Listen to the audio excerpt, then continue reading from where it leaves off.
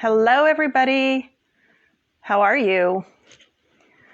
We are back for another Bible story reading. And I'm going to give some people just a couple of minutes to get on here before we get started.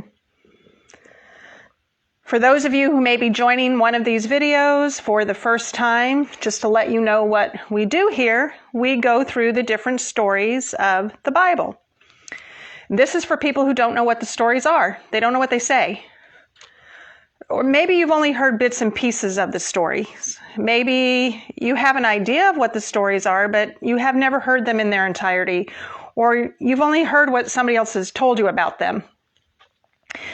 We go through these for people to have an opportunity to hear them for themselves and learn them and know them. So if they come up in conversation, you can intelligently speak about them. You can participate in the conversation because you will have known what they say. Before we get started today, I want to ask just a real quick question here, if I could get some feedback from you all. I am thinking about putting together some classes of some type for people to learn the different stories. And I'm kind of getting some feedback to find out if you would prefer some type of an independent study where you would just get the material and study it on your own, or if you would like something a little more interactive where people can ask questions and get answers from each other on like a Zoom type classroom setting. So if it's something that you're interested in to begin with, which way would you prefer to learn the Bible stories? That's above and beyond these videos that we do here. So I'm just trying to get a little bit of feedback on that.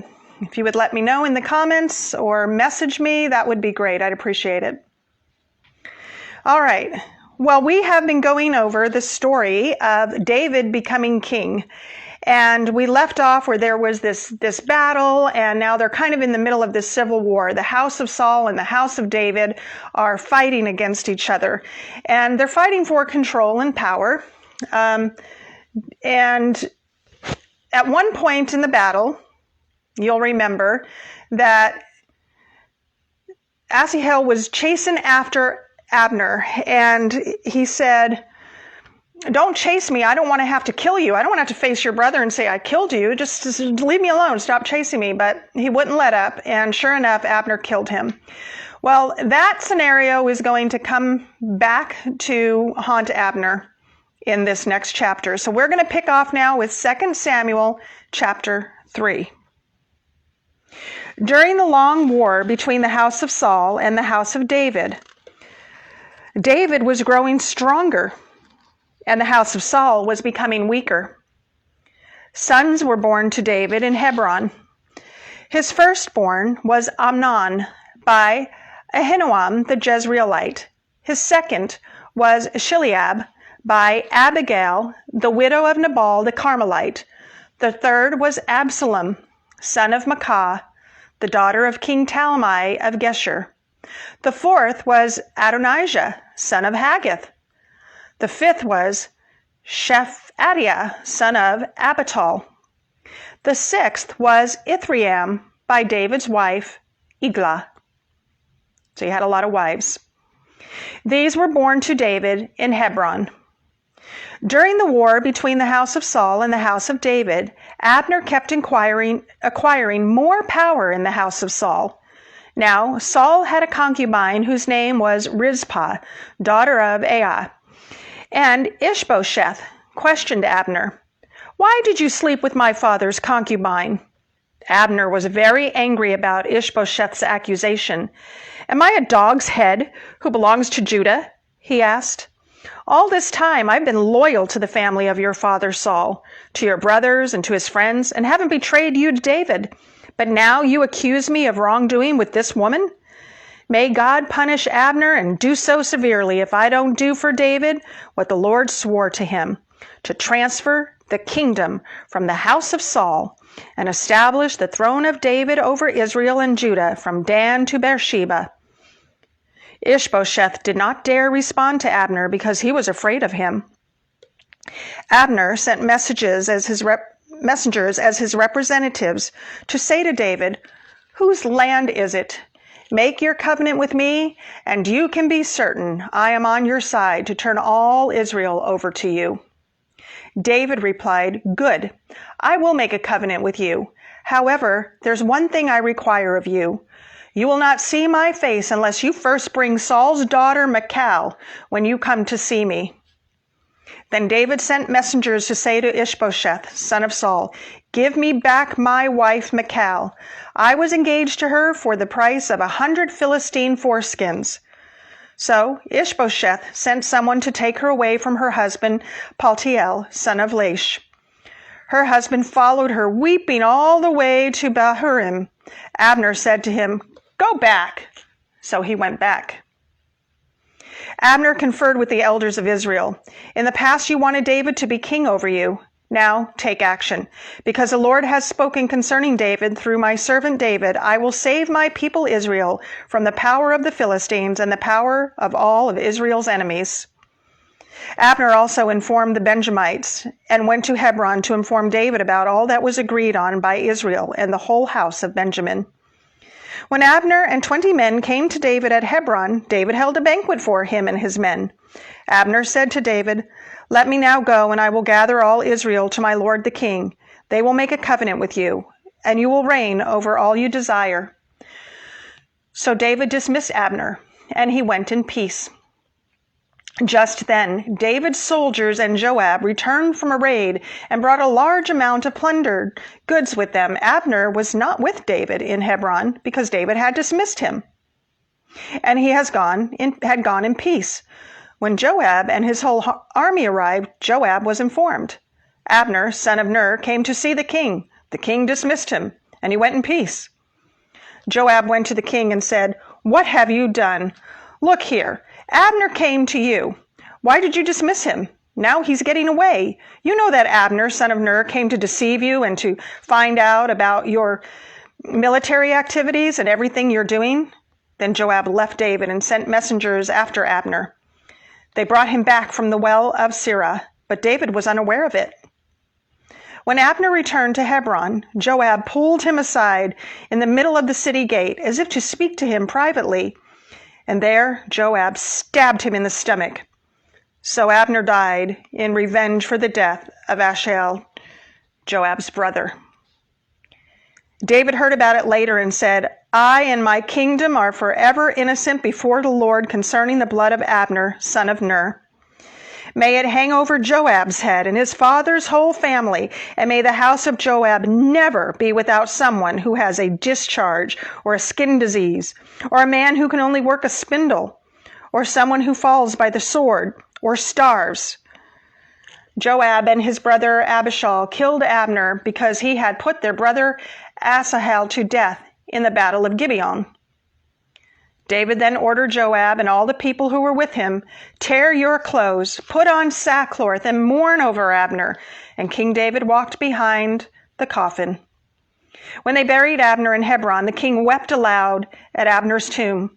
All the people wept, and the king sang a lament for Abner. "Should Abner die as a fool dies? Your hands were not bound, your feet not placed in bronze shackles. You fell like one who falls victim to criminals." And all the people wept over him even more. Then they came to urge David to eat food while it was still day. But David took an oath. "May God punish me and do so severely if I taste bread or anything else before sunset." All the people took note of this, and it pleased them. In fact, everything the king did pleased them. On that day, all the troops and all of Israel were convinced that the king had no part in killing Abner, son of Ner. Then the king said to his soldiers, "You must know that a great leader has fallen in Israel today. As for me, even though I am the anointed king, I have little power today. These men, the sons of Zeruiah, are too fierce for me. May the Lord repay the evildoer according to his evil." Wow. We sure read a lot just now. There are 3 ways that we look at these things when we read them. What does it say? We have to have reading comprehension. What was it saying to the people of the time? In other words, what was the culture and the history? What's the backstory? And what, if anything, is this saying to us today? So let's go ahead and unpack this. This is quite a chapter. So we start off finding out that there's been this long battle going on between Saul and, Saul's little army and kingdom here and David's little army and kingdom over here. Well, the leader of Saul's army, Saul is dead now, and I've never pronounced his name right. Ishbosheth is kind of the king of that little army, but Abner is really the one in charge. Well, Ishbosheth accuses Abner of sleeping with his father Saul's concubine. And Abner is mortified. He says, I did not do such a thing. I have never done anything wrong to you, to your house, to this kingdom. I have been loyal to you, and you go and accuse me of this terrible thing. And he says, you know what? Just for that, I'm going to go ahead and turn everything over to David. Well, this is what God said was going to happen. He said David was going to be king. And so here, through this unfolding of events, because Saul's son makes these erroneous accusations towards Abner, prophecy, the will of God, whatever you want to call it, is coming true. It's being fulfilled. So Abner goes to David and he says, you know what? I'm going to go ahead and we're going to make peace, and I'm going to turn over the rest of Israel to you. And David holds a banquet for him. He says, okay, well, that sounds good. And then Abner says, well, let me go and go get all these people and let them know that you're now the king. So David dismisses him. In the meantime, some of David's troops are out having these battles, and Joab is one of the leaders of one of these groups of men that are one of these soldier groups, and he comes in from battle and finds out from some people that, guess who was a guest here? Abner was a guest, and he spoke with David, and then David let him go. Well, Joab is very upset, because if you remember, in the last chapter, Joab's brother, Asahel, was chasing Abner. He's chasing him. And Abner's telling him, he's like, stop, don't chase me. If you chase me, I'm going to have to kill you. I got to defend myself here. And I don't want to have to face your brother Joab and say, well, took your brother's life. But Asahel wouldn't give up. He kept chasing him. And sure enough, when he caught up with him, Abner killed him. He killed him in self-defense, but he still killed him. Joab never forgave Abner for that. He was very upset about that. So he tracks down Abner. He has his men track down Abner in the city, and they go, and he pulls him aside like he just wants to talk to him. He's like, hey, come here a minute, let me talk to you. And while they're talking, he stabs him in the stomach and kills Abner. Abner had not done anything to deserve that. He didn't do anything wrong. When David found out, he was mortified. He was terribly upset. And he orders everybody to start mourning. And he places these curses on Joab. And he says, because you did this, because you took Abner's life, your house is cursed. May there never be anybody in your house that doesn't have the skin disease, or somebody who, falls by the sword, or can only work with the spindle. Now, I have to be honest and tell you, I have no idea why that was such a terrible thing to have to work with a spindle, but apparently that was like one of the lowest jobs there were. So he administers all of these curses, and then he goes about and he gets all of the people to mourn, and it pleased them. They were happy. They were like, you have to remember, most of these people were people who followed after Abner. They had followed Abner, and they become convinced that David had no part in killing Abner. And this actually brings unity and peace to them. So the other thing that, when we kind of skipped over it, was, I don't know if you remember, but early on in the book of 1 Samuel, we talked about when we told the story of how Saul gave David his daughter Michal to marry. Michal actually saved David's life once, and she loved him. They seemed to be in love, and he got her because he delivered hundreds of foreskin to Saul as payment for Michal. Well, when Saul got mad at David, he took Michal and gave her to somebody else. It just seems so strange to us in our society, doesn't it? Well, now David says, I want my wife back. He tells Abner, he goes, you want to make peace with me? I'll make peace with you. I want to make peace with you, but you go get my wife back for me. So he goes and he gets Michal. Well, now she's married to some other guy, and they've been together for many years. And this guy is so sad that he starts following after Abner, and he's crying, and he's like, he's just weeping all the way there. And Abner says, "Get out of here, go back home," and he does.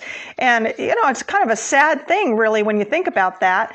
We can't imagine something like that in today's society. We're very removed from that, but that's the way it was then. There are a lot of lessons, I think, that we can get out of this story. I think that we learn a lot about loyalty from David. We understand that David was just an upright man, and that's why God continued to bless him.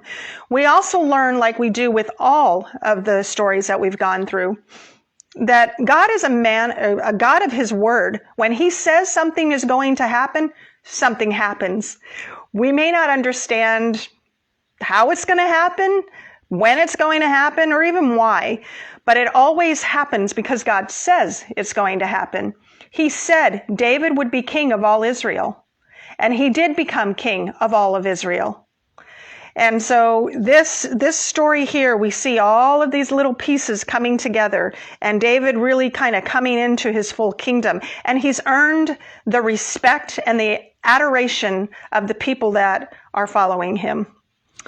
So what we learn here is that when we do things God's way, when we are in tune with God, and we try to be upstanding, right people, and we do our best to live godly lives, we are blessed for that. God will always take care of us, and he always does what he says.